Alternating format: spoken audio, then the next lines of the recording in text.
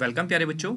Engineers gateway के YouTube platform पर मैं ललित राठी फिर से आपका स्वागत करता हूं। जैसा कि आप थंबनेल देख रहे होंगे, हमारा आज का सब्जेक्ट है एनवायरनमेंट एंड इकोलॉजी और उस सब्जेक्ट की हम सेकंड यूनिट, यहाँ पर ये फर्स्ट यूनिट लिखा हुआ है, ये सेकंड यूनिट हम स्टार्ट कर रहे हैं।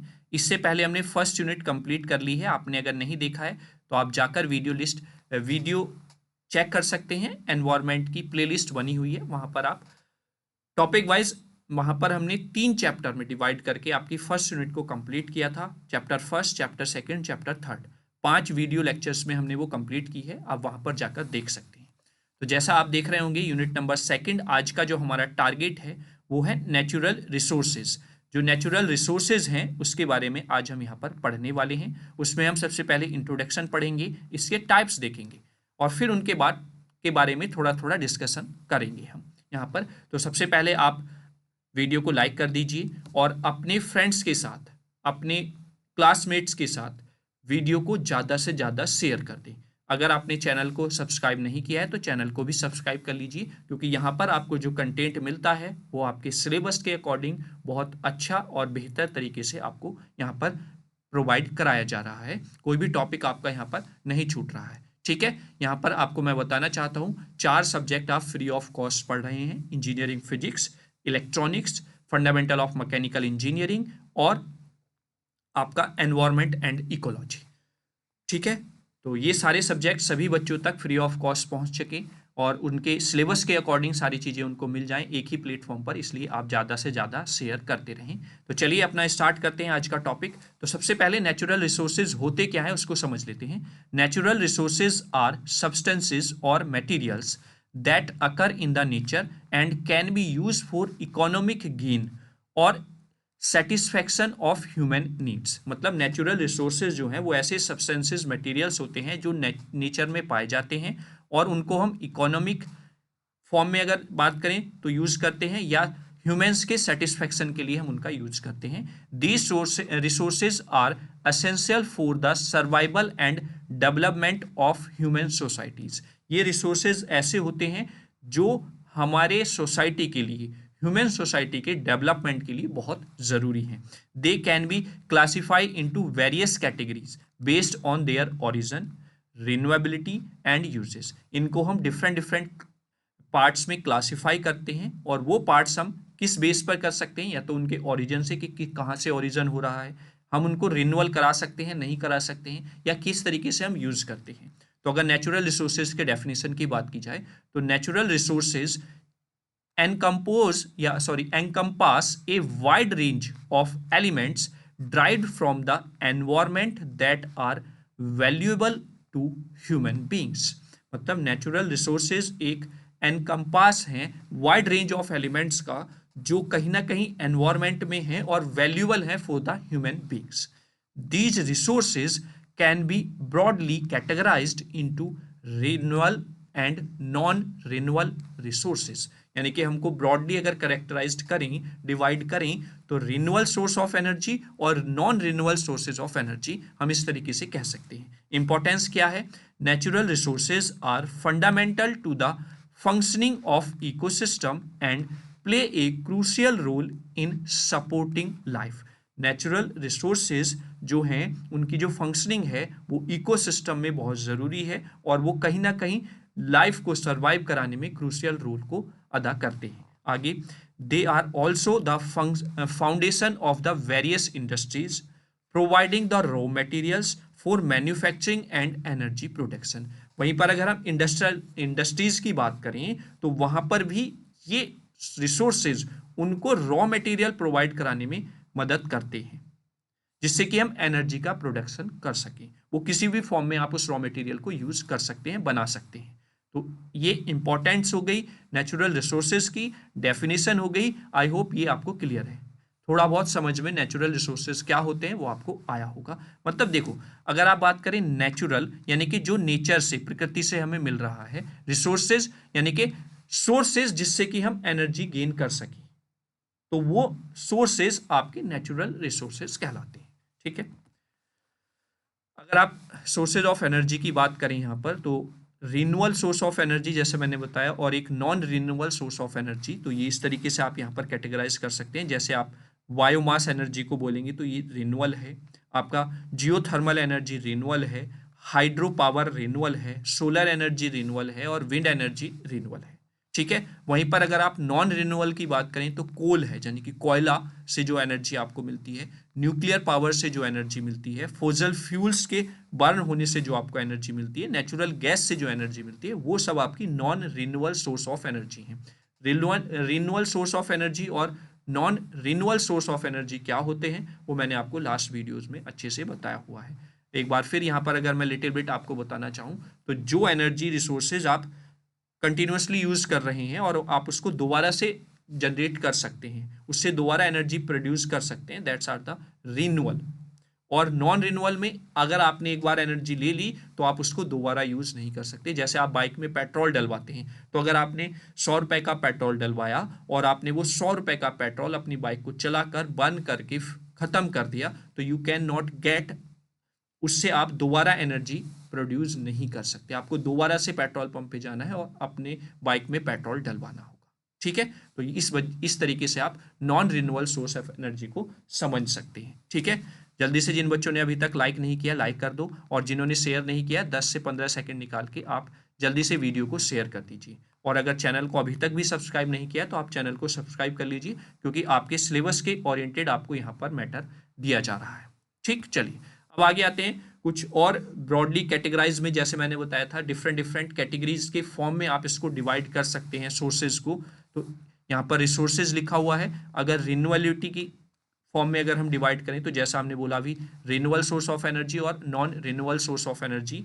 अगर हम बात करें सोर्सेज की फॉर्म में, जैसे नेचुरल हैं या फिर ह्यूमन हैं, तो नेचुरल मेड भी होते हैं, ह्यूमन मेड भी होते हैं, और जिनको हम human made sources of energy बोल देते हैं। वहीं पर ओरिजिन की फॉर्म में अगर बात करें तो वो बायोटिक से ओरिजिन हुआ है उनका, या अबायोटिक से ओरिजिन हुआ है, तो इस तरीके से भी आप उसको क्लासिफाई कर सकते हैं। फिर आप अगर यूजेस के हिसाब से बात करें तो एक्चुअल है या पोटेंशियल है, यानी कि एक्चुअल टाइप ऑफ रिसोर्सेज हैं या पोटेंशियल टाइप ऑफ रिसोर्सेज हैं। तो आप इस तरीके से डिफरेंट कैटेगरीज के हिसाब से आप क्लासिफाई कर सकते हैं रिसोर्सेज ऑफ एनर्जी को। क्लियर है? चलिए आगे चलते हैं। अब क्लासिफिकेशन देख लेते हैं थोड़ा यहाँ पर थ्योरेटिकल पोर्शन में, जिस तरीके से आपको एग्जाम में लिखना होगा। Classification of natural resources. तो सबसे पहले रिन्यूअल रिसोर्सेज की बात करें तो renewal resources are those that can be replaced naturally over the time to time उनको हम दोबारा प्राप्त कर सकते हैं नेचर से, वो रिन्यूअल सोर्स ऑफ एनर्जी कहलाते हैं, आइदर थ्रू नेचुरल प्रोसेस और ह्यूमन इंटरवेंशंस। ह्यूमंस की इंटरवेंशन से या नेचुरल प्रोसेस उसमें हो रहा है, उससे हम उनको दोबारा बना सकते हैं, उनसे दोबारा एनर्जी जनरेट कर सकते हैं। जैसे कि सोलर एनर्जी हो गया, विंड एनर्जी हो गया, हाइड्रो इलेक्ट्रिक पावर हो गए, बायोमास एनर्जी हो गई, और जियोथर्मल एनर्जी हो गए। तो ये कुछ टाइप्स हैं रिन्यूअल सोर्सेज ऑफ एनर्जी के। क्लियर? चलिए आगे चलते हैं। तो सबसे पहले जैसे आप देख रहे थे यहाँ पर सोलर एनर्जी। तो solar energy is a renewal and sustainable form of the energy that is drive from the sun radiation. यानी कि सोलर एनर्जी जो है एक रिन्यूअल सोर्स एनर्जी है और उसके साथ साथ सस्टेनेबल सोर्स ऑफ एनर्जी भी है। सस्टेनेबल डेवलपमेंट मैंने आपको पढ़ाया था, उसमें बताया था कि आपको इस तरीके से डेवलप करना है कि आप रिसोर्सेज का यूज़ अपने लिए भी करें और रिसोर्सेज का यूज़ आप आने वाली जनरेशन के लिए भी करें। तो इसलिए सोलर एनर्जी एक ऐसा टाइप ऑफ एनर्जी है जिसको आप sustainable type of energy source भी कह सकते हैं, है ना। This energy can B harnessed and converted into the electricity or used directly for heating and lighting। यानी कि इस सोर्स ऑफ एनर्जी से आप इलेक्ट्रिसिटी जनरेट कर सकते हैं, डायरेक्टली हीटिंग का प्रोसेस कर सकते हैं, डायरेक्टली लाइटिंग का प्रोसेस आप कर सकते हैं। यानी कि एक फॉर्म ऑफ एनर्जी को आप कन्वर्ट कर सकते हैं different types of energy. There are two main technologies use to capture solar energy. First one is the photovoltaic cells, यानी कि सोलर पैनल जो आप घरों में भी देखते हैं आजकल, जिस पर फोर्स किया जा रहा है कि एनवायरनमेंट को बेहतर तरीके से और यूज़ करने के लिए या फिर उसको प्रोटेक्ट करने के लिए हम ज़्यादा से ज़्यादा सोलर एनर्जी का यूज़ करें, है ना। And solar thermal systems, solar thermal system की हेल्प से भी हम सोलर एनर्जी को यूटिलाइज कर सकते हैं। जैसे आगे बात करें फोटोवोल्टिक सेल यानी कि सोलर पैनल की बात करते हैं, तो these cells convert the sunlight directly into the electricity. ये ऐसे सेल्स होते हैं जो डायरेक्टली कन्वर्ट करते हैं इलेक्ट्रिसिटी की फॉर्म में सनलाइट को, है ना। When sunlight strike the semiconductor material in the cells, जैसे ही सनलाइट स्ट्राइक करती है सेमीकंडक्टर मटेरियल्स के सेल पर, it generate an electric current, वो जनरेट करते हैं electric current. This electricity can be used to power home, businesses and the various electronic devices. इसका यूज़ आप घर में इलेक्ट्रिसिटी की फॉर्म में बिजनेस के लिए या फिर आप वेरियस इलेक्ट्रॉनिक डिवाइसेस जो घर में आप यूज़ करते हैं वहाँ पर उनके लिए कर सकते हैं। ठीक है, क्लियर हुआ। अब आते हैं सोलर थर्मल सिस्टम की बात करते हैं। These systems use sunlight to heat a fluid such as the water और oil which then produces steam to drive a turbine connected to a generator। यानी कि यहाँ पर आप क्या करते हैं, सनलाइट से हीट प्रोड्यूस करते हैं फ्लूइड और उसको फिर वाटर और oil which produce the steam, जो स्टीम प्रोड्यूस करता है जिससे कि आपकी टरबाइन कनेक्ट होती है, देन प्रोड्यूसिंग इलेक्ट्रिसिटी, और उस टरबाइन की हेल्प से फिर हम इलेक्ट्रिसिटी को प्रोड्यूस करते हैं। आगे solar thermal system can also be use for space heating. Solar thermal system को भी हम as a space heating use करते हैं, water heating and industrial process में आप यूज करते हैं, और ये आपका सोलर थर्मल सिस्टम हो जाएगा जिससे आप सोलर एनर्जी का यूज करके उसको या उससे इलेक्ट्रिसिटी जनरेट कर सकते हैं।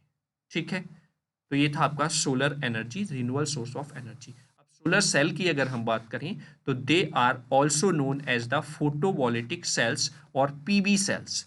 Solar cells are made of a thin wafer of the semi conductor material like the silicon and the gallium. यानी कि ये सेमीकंडक्टर मटेरियल सिलिकॉन या गैलियम के बने होते हैं। When solar radiation fall on them a potential difference is produced which cause flow of electrons and produce the electricity. जैसे ही इस पे सनलाइट डलती है तो ये क्या करते हैं, प्रोड्यूस करते हैं करंट, मतलब इलेक्ट्रॉन्स के फ्लो को, और जिससे कि इलेक्ट्रिसिटी जनरेट होती है। आगे silicon can be obtain from the silica और सैंड। जो सिलिकॉन होता है जिसका आपका सोलर सेल बना होता है वो आपका सिलिका या सैंड से मिलता है, which is abundantly available and expensive, inexpensive, यानी कि हम उसको इजीली प्राप्त कर सकते हैं और ये इतना ज़्यादा एक्सपेंसिव भी नहीं होता है। By using gallium arsenide, cadmium supplied और boron, efficiency of the PV cells can be improve. यानी कि हम उसमें कुछ इम्प्योरिटीज अगर ऐड कर देते हैं तो उससे हम एफिशिएंसी को भी बढ़ा सकते हैं फोटोवोल्टिक सेल्स की, यानी कि जिससे हम कम सोलर एनर्जी से भी ज़्यादा इलेक्ट्रिसिटी को जनरेट कर सकें। The potential difference produced by a single PV cell of 4 एरन size is about the 0.4 to 0.5 volts. मतलब अगर हम बात करें पोटेंशियल डिफरेंस जो प्रोड्यूस करते हैं फोटोवोल्टिक सेल्स, वो अगर 4 एरन साइज का एक सेल है तो वो लगभग 0.4 से 0.5 वोल्ट तक की वोल्टेज प्रोड्यूस करता है, and produces a current of 60 milli ampere, और 60 मिली एम्पियर तक की करंट वो प्रोवाइड करा देता है। कुछ इस तरीके से आप डायग्राम में सेटअप देख रहे होंगे। ये सोलर प्लेट लगी होती है घरों में छत पर, और यहाँ पर सोलर रेडिएशन से लाइट आती है, वो इस पर डलती है और वो प्रोसेस स्टार्ट होता है और इसको ये कन्वर्ट कर देता है इलेक्ट्रिसिटी की फॉर्म में। आपके घरों में वो बैटरी लगे होते हैं, इन्वर्टर जो आप यूज़ करते हैं, अब तो आप सोलर टाइप के इन्वर्टर भी आने लगे हैं जो आपके चार्ज होते हैं सोलर एनर्जी से, और फिर आप उसको कन्वर्ट करके घर में आप अनेक एप्लीकेशंस, आप अपने अनेक डिवाइसेस को चला सकते हैं, यूज़ कर सकते हैं। ठीक है, चलिए आगे चलते हैं, आगे बात करते हैं। A group of solar cells join together in a defined pattern form a solar panel. यानी कि एक सोलर पैनल बनाने के लिए आप बहुत सारे फोटोवोल्टिक सेल्स को एक मैनर में कनेक्ट कर देते हैं, which can Hans a large amount of solar energy, जो कि लार्ज अमाउंट में सोलर एनर्जी को क्या करते हैं, अपने ऊपर इंसिडेंट होने देते हैं, and can produce electricity enough to run the street light, irrigation, water pump etcetera. जो कि प्रोड्यूस करते हैं इलेक्ट्रिसिटी, जो कि इनफ होती है स्ट्रीट लाइट यानी कि लाइट को जलाने के लिए। इरिगेशन, जो आप वाटर पंप यानी कि मोटर्स चलाते हैं जिससे पानी निकलता है ना, उनको चलाने में इनफ रहती है। Solar cells are widely used in the calculators, electronic watches, street lights, traffic signals, water pumps etcetera. आप देखते होंगे कि सोलर लाइट्स भी आपके गांव में अब लगी होती हैं, जो दिन में तो आपकी सोलर से जलेंगी और जैसे ही शाम शाम होती चली जाती है तो वो एनर्जी को स्टोर कर लेते हैं, वहाँ पर बैटरी रखी हुई है, वो फिर उससे लाइट ऑन होती है। तो ये कुछ एग्जांपल्स हैं। They are also used in the artificial satellites for the electricity generation, यानी कि सैटेलाइट में भी इलेक्ट्रिसिटी जनरेट करने के लिए हम सनलाइट का यूज़ करते हैं। Solar cells are use for running radio and the television also. They are more in use in remote areas where the conventional electricity supply is a problem, यानी कि हम उन रिमोट एरियाज में भी इसका यूज करते हैं जहां पर इलेक्ट्रिसिटी सप्लाई बहुत इजी वे से नहीं पहुंचाई जा सकती है। ठीक है, तो ये वही सर्किट डायग्राम यहाँ पर आप देख रहे होंगे, मतलब एक combination of the solar panel यहाँ पर लगा हुआ है, फिर चार्ज होगा, इलेक्ट्रिक मोटर चला सकते हैं, वाटर पंप चला सकते हैं, इस तरीके से आप यूज़ कर सकते हैं सोलर एनर्जी का to generate the electricity. Clear, चलिए आगे चलते हैं। अब आते हैं एक टाइप और है जिसका आप यूज़ कर सकते हैं खाना बनाने में, that's called the solar cooker. ठीक है, इसमें क्या होता है, solar cookers make use of the solar heat bye reflecting the solar radiations using a mirror directly on a glass sheet which convert the black insulated box within which the raw food is kept। मतलब कहने का ये है बेटा कि यहां पर, एक सेकेंड मैं ये डिस्कनेक्ट कर देता हूं, है ना। तो यहां पर क्या होगा कि जो सोलर कुकर है उसमें इस तरीके से सेटअप रखा होता है कि वहां पर सनलाइट इंसिडेंट होगी और वो सनलाइट जैसे ही उस मिरर पर डलेगी वो रिफ्लेक्ट करके जहां पर आपका रॉ मटेरियल रखा हुआ है उस पर एनर्जी इंसिडेंट करेगा। A new design of the solar cooker is now available which involve a spherical reflector, यानी कि कॉनकेव और parabolic reflector instead of a plane mirror. अब हमने जो न्यू डिजाइन के सोलर कुकर्स आने लगे हैं उसमें हम स्फेरिकल शेप का रिफ्लेक्टर यूज करने लगे हैं जिससे कि और ज्यादा सनलाइट रिफ्लेक्ट होकर एक पर्टिकुलर पॉइंट पर जाकर गिरे, that has more heating effect and hence greater efficiency, जिससे कि हीटिंग इफेक्ट और ज्यादा प्रोड्यूस हो और वहां से एफिशिएंसी बढ़ जाए। जैसे आप बचपन में अगर आपने एक एक्सपेरिमेंट करके देखा होगा, जो बल्ब होते थे पहले हम जलाते थे उसको फोड़ के उसमें पानी भर के आप धूप में रख देते थे और उसके नीचे कागज रख देते थे, तो वो सनलाइट से उस कागज पर रिफ्लेक्ट होकर लाइट इंसिडेंट करता था पर्टिकुलर एक रीजन पर, और आप देखते थे वहां पर वो हीट अप होना स्टार्ट हो जाता था, और अगर ज़्यादा हीट वहां पर जनरेट हो रही है तो वो बर्न भी हो जाता था। तो वही कॉन्सेप्ट यहाँ पर सोलर कुकर में यूज हो रहा है। The food cooked in the solar cooker is more nutrient due to the slow heating, धीरे धीरे पकने की वजह से उसमें जो खाना वहां पर बना वो ज्यादा न्यूट्रिएंट वाला होता है। However it has the limitations that it can not be used at night और ऑन द क्लाउडी डेज। बस इसकी एक लिमिटेशन ये है कि रात में आप इसका यूज नहीं कर सकते हैं और अगर बादल हैं तो आप इसका यूज नहीं कर पाएंगे। Moreover, the direction of the cooker has to be adjust according to the direction of the sun rays। और साथ ही साथ आपको डायरेक्शन ऑफ कुकर जो है वो भी उस जो सनलाइट आ रही है उसके हिसाब से एडजस्ट करना पड़ता है। ठीक है, तो ये लिमिटेशन है इसकी, अदरवाइज सोलर कुकर भी हैं जो खाना बनाने में यूज किए जा रहे हैं।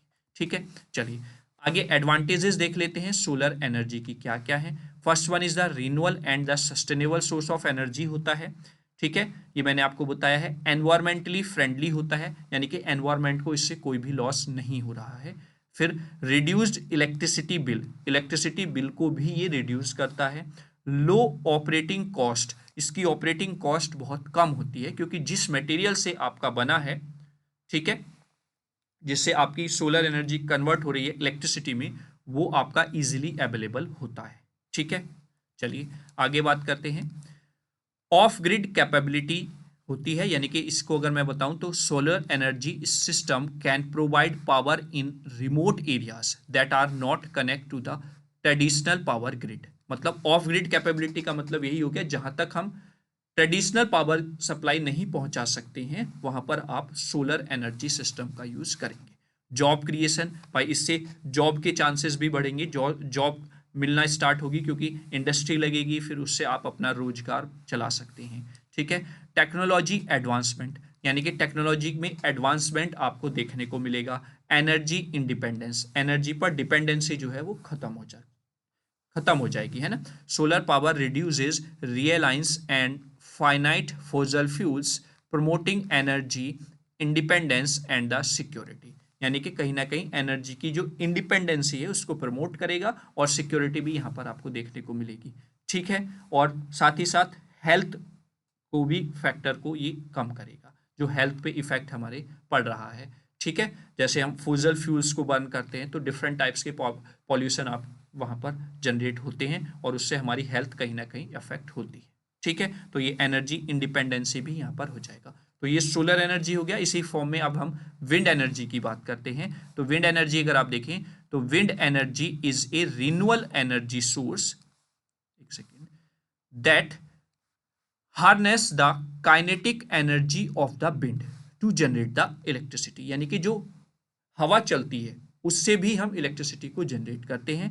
Wind power is capture by the wind turbine, जिसको कैप्चर किया जाता है, जो पावर चल रही है, जो विंड चल रही है, हवा चल रही है, उसकी पावर को कैप्चर करेंगी wind turbines, which convert the mechanical energy of the wind into the electrical energy. जो विंड यानी कि हवा की जो एनर्जी है वो एक मैकेनिकल एनर्जी है, उसको कन्वर्ट किया जाएगा विंड टरबाइन की मदद से इलेक्ट्रिकल एनर्जी में।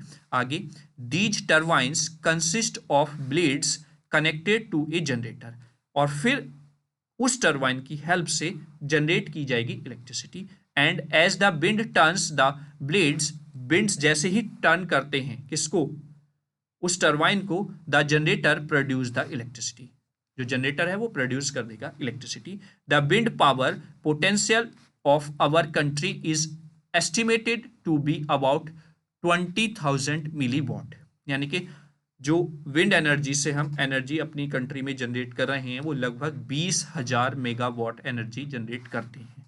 While at present we are generating about the 1020 megawatt, मतलब हम 20,000 मेगावाट तक कर सकते हैं, लेकिन प्रेजेंटली हम जो जनरेट कर रहे हैं वो 1020 मेगावाट तक एनर्जी ही जनरेट कर पा रहे हैं। ठीक है। ये मतलब यहाँ पर ये है। आगे, the largest wind form of our country is near the Kanyakumari in Tamil Nadu, generating 380 megawatt electricity. हमारी अगर देश में बात करें तो कन्याकुमारी जो तमिलनाडु में है उसके पास वहां पर 380 मेगावाट इलेक्ट्रिसिटी विंड एनर्जी की फॉर्म में जनरेट की जाती है। आगे, wind energy is very useful as it does not cause any air pollution, ये यूजफुल है क्योंकि यहाँ से कोई भी एयर पॉल्यूशन नहीं होता है। After the initial installation cost the wind energy is very cheap, अगर पूरे प्रोसेस को देखा जाए तो ये other type of energy resources जिससे हम एनर्जी जनरेट करते हैं उसके कंपैरिजन में इजी, मतलब सस्ती पड़ती है। ठीक है। चलिए एडवांटेजेस की बात कर लेते हैं विंड एनर्जी की। तो रिन्यूअल एंड सस्टेनेबल है क्योंकि यहाँ पर भी कोई भी हार्मफुल चीज़ें आपको देखने को नहीं मिल रही हैं और नेचर पर है, यानी कि रिन्यूअल टाइप है, आप कभी भी इससे एनर्जी जनरेट, इलेक्ट्रिसिटी जनरेट कर सकते हैं। एनवायरमेंट फ्रेंडली है, reduce green house gas emission, इस तरीके से अगर आप एनर्जी जनरेट कर रहे हैं तो वहाँ पर ग्रीन हाउस गैस का इफेक्ट भी आपको देखने को नहीं मिलेगा। लो ऑपरेटिंग कॉस्ट है, यानी कि ज़्यादा ऑपरेटिंग कॉस्ट यहाँ पर लगानी नहीं पड़ती है। तो ये कुछ एडवांटेजेस हो गई विंड एनर्जी की। फिर जॉब क्रिएशन की प्रोबेबिलिटी भी यहाँ पर बढ़ जाती है, लैंड यूज एफिशिएंसी यहाँ पर बढ़ जाएगी, और एनर्जी इंडिपेंडेंसी जैसे कि सोलर एनर्जी के यूज से हो रहा था। ये थोड़ा सा एक इशू रहता है, लिमिटेशन में भी आप इसको देखेंगे आगे। तो लिमिटेशन की अगर हम बात करें विंड एनर्जी की तो कुछ यहाँ पर लिमिटेशंस भी देखने को मिलती है। अगर हवा नहीं चल रही है तो इलेक्ट्रिसिटी जनरेट नहीं कर सकती, जैसे वहाँ पर अगर बादल हो रहे हैं या बारिश का मौसम है तो आप सोलर एनर्जी से एनर्जी यानी कि सोलर से एनर्जी प्राप्त नहीं कर सकते हैं। वैसे ही अगर हवा नहीं चलेगी तो इलेक्ट्रिसिटी की लिमिटेशन हो जाएगी। ठीक है। यानी कि टरबाइन ही नहीं घूम रहा, इतनी हवा नहीं चल पा रही, तो you can not generate the electricity. आगे, wind energy technology require a higher initial investment than the fossil fuel generator. मतलब अगर आप एक पूरा प्रोजेक्ट लगाना चाहते हैं तो उसके लिए आपको बहुत ज़्यादा इन्वेस्टमेंट करना पड़ेगा कंपेयर टू फॉसिल फ्यूल, जो आप जनरेट मतलब जिसको आप यूज़ करके एनर्जी का जनरेशन कर रहे हैं, उसके कंपैरिजन में अगर यहाँ पर बात की जाए, विजुअल इम्पैक्ट देखने को मिलते हैं। कैसे?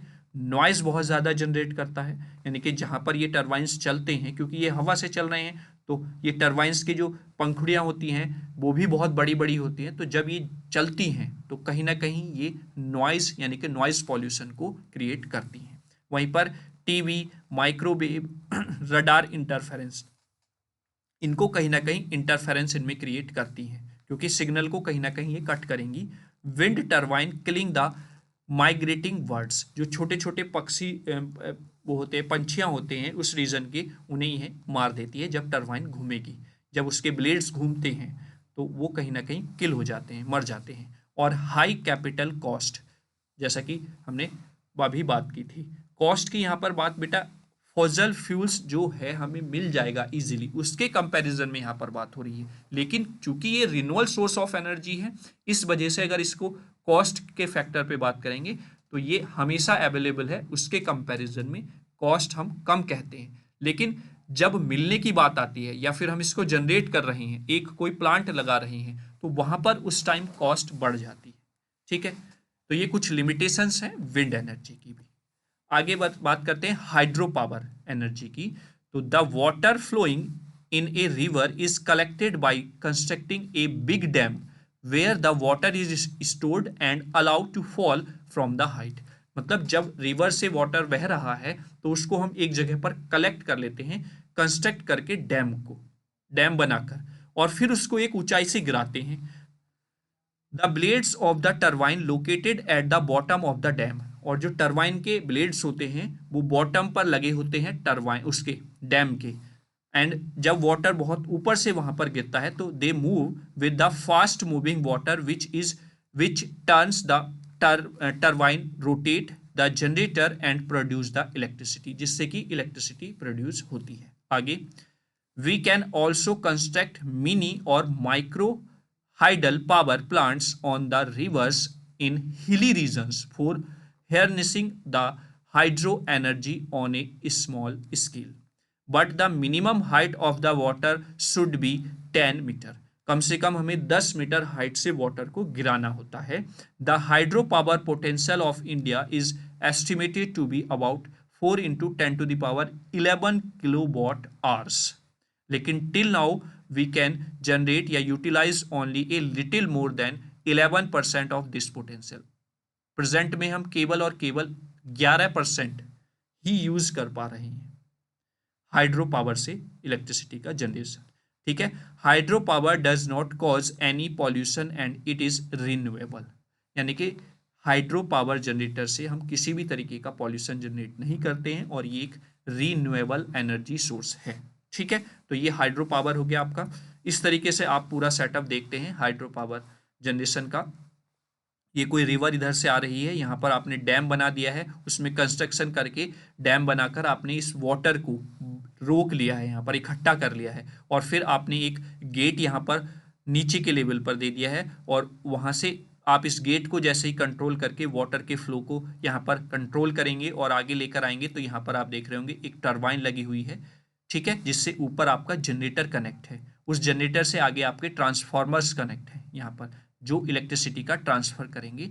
जब यहाँ पर पानी बहुत तेजी से आकर इस टरबाइन पर गिरेगा तो इस टरबाइन के जो ब्लेड्स हैं वो घूमना स्टार्ट करेंगे। ठीक है, और जैसे ही वो घूमेंगे तो फिर ये जनरेटर को मूव कराएंगे, जनरेटर को घुमाएंगे, और जैसे ही ये जनरेटर घूमेगा तो it can generate the electricity, जो ट्रांसफॉर्मर की हेल्प से आप ट्रांसमिशन लाइन में ट्रांसफर कर सकते हैं। ठीक है, तो इस तरीके से सेटअप किया जाता है। ठीक है, और जो वाटर गिरता रहेगा वो इधर आउटफुल यानी कि आउटफ्लो बाहर होता रहेगा। ठीक है, क्लियर हुआ? तो इस तरीके से आप एनर्जी का जनरेशन कर सकते हैं। क्लियर? चलिए, ये इस तरीके से डैम आपने देखे भी होंगे, हमारे देश में बहुत जगह पर डैम्स बने हुए भी हैं जिससे कि इलेक्ट्रिसिटी जनरेट की जाती है, लेकिन हमारी कैपेसिटी के हिसाब से केवल और केवल हम 11% के आसपास ही एनर्जी इस टाइप के सोर्स से जनरेट कर पा रहे हैं एट प्रेजेंट। ठीक है, चलिए आगे बात करते हैं टिडल एनर्जी की। इसको जान लेते हैं क्या है। Ocean tides produce by the gravitational force of sun and the moon contain the enormous amount of the energy. मतलब जो समुद्र में जो लहरें आती हैं उनसे भी एनर्जी हम जनरेट कर सकते हैं, और ये लहरें जो होती हैं ये सन और मून में ग्रेविटेशनल फोर्स की वजह से क्रिएट होती हैं। द हाई टाइड्स और low tides refers to the rise and fall of the water in the ocean. समुद्र में ऊपर जाना और नीचे जाना, इसे हाई टाइड और लो टाइड हम बोल देते हैं वाटर लेवल को। A difference of the several metres is required between the height of the high and low tides to spin the turbine. ठीक है, इस टरबाइन को स्पिन कराने के लिए हमें क्या करना, हमें मतलब जरूरत जो होती है वो सेवरल मीटर्स के डिफरेंस की जरूरत होती है हाईएस्ट और लोएस्ट टाइड के बीच में। The tidal energy can be harness by constructing a tidal barrage. ये हम जनरेट कैसे करते हैं, वैरेज हम बना लेते हैं वहां पर। During the high tide the sea water flow into the reserve जो हमारा एरिया है of the barrage and the turns the turbine. Turbine को टर्न्स करता है which is turn produced electricity by rotating the generator. उन turbine से generator connect है, उनको रोटेट करके इलेक्ट्रिसिटी जनरेट की जाती है। During the low tides when the sea level is low, जब समुद्र का लेवल कम है यानी कि लो टाइड्स है, the sea water store in the barrage. उस सिचुएशन में जो वाटर है समुद्र का वो स्टोर किया जाता है वैरेज में। Reservoir flow out into the sea and again turns the turbine, और जब इकट्ठा हो जाता है फिर उसको हम हाई टाइड्स बोल के उसको हम ट्रांसफर करते हैं, देन वो टरबाइन को क्या कर देता है, घुमा देता है, जिससे कि आपका जनरेटर भी घूमेगा। There are only a few sites in the world where tidal energy can be suitable harnessed, यानी कि बहुत कम यहाँ पर ऐसी जगह हैं जहाँ पर हम टिडल टाइप ऑफ एनर्जी से इलेक्ट्रिसिटी जनरेट करते हैं। The bay of the Fundy Canada having the 17 to 18 metre high tides has a potential of 5000 megawatt of power generation. In India Gulf of Cambay, Gulf of the Kutch and the Sundarban delta are the tidal power sites. ये कुछ sites हैं यहाँ पर जहाँ पर tidal energy generate की जाती है। ठीक है, तो आप देख भी रहे होंगे कि कुछ बहुत कम ही साइट्स पूरे देश में हमारे और पूरे वर्ल्ड में आपको देखने को मिलेंगी जिससे कि टिडल टाइप ऑफ एनर्जी हम क्रिएट करते हैं। कुछ इस तरीके से यहाँ पर सेटअप रहता है। टिडल बैरेज यहाँ पर बना दिया जाता है। हाई टिडल पे कुछ इस तरीके से रहता है, रिजर्व करके उसको यहाँ पर डाला जाता है और टरबाइंस घुमाई जाती हैं जिससे कि आपका जनरेटर कनेक्ट रहता है और वो इलेक्ट्रिसिटी जनरेट कर देता है। वाटर स्टोर कर लेते हैं जब आपका लो टिडल आता है, जिससे कि हाई टिडल की फॉर्म में फिर हम उसको पानी को वाटर फ्लो को बढ़ा सकें और टरबाइन को घुमा सकें। ठीक है, लो टाइड्स यहाँ पर इस तरीके से आप देख रहे होंगे। तो ये कुछ इस तरीके से सेटअप हम बनाते हैं जिससे कि हम एनर्जी का जनरेशन कर सकते हैं। ठीक है, अब non renewable resources of energy की अगर हम बात करते हैं तो now renewable resources are finite and cannot be replaced on a human time scale. One duplicated, they are gone forever. यानी कि non renewable resources of energies वो एनर्जी रिसोर्सेज होते हैं जो अगर एक बार हमने यूज कर लिए तो वो हमेशा के लिए खत्म। एग्जाम्पल के लिए जैसे फॉसिल फ्यूल्स हैं, कोयला हो गया, ऑयल हो गया, नेचुरल गैसेज हो गई, तो ये आपके non renewable resources of energy में आते हैं। मिनरल्स की बात करें तो आयरन हो गया, कॉपर हो गया, गोल्ड हो गया, तो ये आपके non renewable resources of energy हैं। न्यूक्लियर फ्यूल्स की बात करें तो यूरेनियम हो गया, है ना। तो ये सब आपके non renewable resources of energy में आ जाते हैं। और इधर डायग्राम में आप देख रहे होंगे energy the fuel of the life, है ना, यानी कि इनसे जो एनर्जी मिल रही है वो उनकी एक पर्टिकुलर लाइफ है, जब आप उनको यूज कर लेंगे तो वो खत्म। न्यूक्लियर हो गया, फॉसिल फ्यूल्स हो गए, कोयला हो गया, नेचुरल गैसेस हो गई। ठीक है, जैसे आप घरों में सिलेंडर यूज करते हैं, जब सिलेंडर खत्म तो उसके अंदर जो आपके पास एनर्जी का सोर्स था वो खत्म, आपको दोबारा से लेकर आना पड़ेगा, है ना। तो यहाँ पर हमने renewable and non renewable energy resources देखे। फिर से मैं एक बार यहाँ पर बता देता हूँ, सोलर एनर्जी हो गया, बायोमास हो गया, विंड एनर्जी हो गया, जियोथर्मल एनर्जी हो गया, हाइड्रो पावर प्लांट्स हो गए, तो ये सब आपके रिन्यूएबल रिसोर्सेज ऑफ एनर्जी रहेंगे। और वहीं पर ऑयल हो गया, कोयला हो गया, नेचुरल गैस हो गई, न्यूक्लियर सोर्स ऑफ एनर्जी हो गया, तो these are the non renewable resources of energy. ठीक है, चलिए अब दूसरी कैटेगरी के हिसाब से अगर हम देखें तो बायोटिक रिसोर्सेज ऑफ एनर्जी कौन से हैं? वो रिसोर्सेज जिससे आपको एनर्जी मिली है, अगर वो बायोटिक फॉर्म है तो that's the biotic resources of energy. Biotic resources are derived from the living organism and the organic materials, जैसे कि फॉरेस्ट हो गया, वुड प्रोडक्शन हो गया, है ना, वुड के प्रोडक्ट जो हैं उनसे अगर एनर्जी आपको मिल रही है तो these are the biotic resources of energy.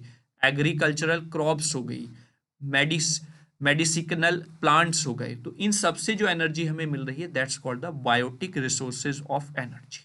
ठीक है, आगे अबायोटिक रिसोर्सेज ऑफ एनर्जी की बात करते हैं तो abiotic resources are non living physical resources, और इनसे जो एनर्जी मिल रही है वो अबायोटिक रिसोर्सेज ऑफ एनर्जी कहलाएंगे, जैसे मिनरल्स हो गया, मेटल्स हो गए, एयर हो गया, वाटर हो गया, लैंड हो गया, सॉइल हो गया, तो ये सब अबायोटिक रिसोर्सेज ऑफ एनर्जी में आ जाते हैं। डिफरेंस भी देख लेते हैं 3 पॉइंट्स में। Biotic resources obtained from the environments are called the biotic resources। वहीं पर abiotic resources obtained from the non-living things present in our environment at termed as the abiotic resources। वहीं पर biotic resources can be classified as the producer, consumer and decomposer। ठीक है, और वहीं पर abiotic resources can be classified as renewable and non-renewable resources of energy।